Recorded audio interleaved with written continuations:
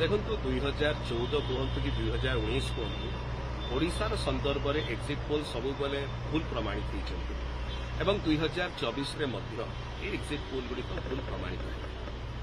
आमर संपूर्ण जहाँ आम पाखे सर्वेज अच्छी आम जिते आम एनालिसिस करूँ ऑन ग्राउंड रू जो फीडबैक आमको मिलूँ आप जानी खुशी है जे ओडिशा रे बिजु जनता दल 21टी लोकसभा आसन मध्य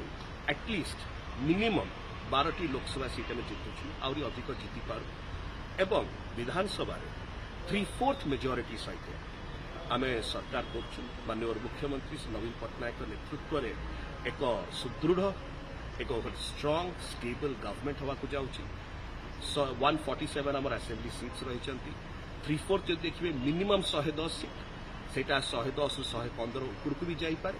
एवं आमर जो सर्वेस कहते that we are very well poised आम पाखे जो प्रकार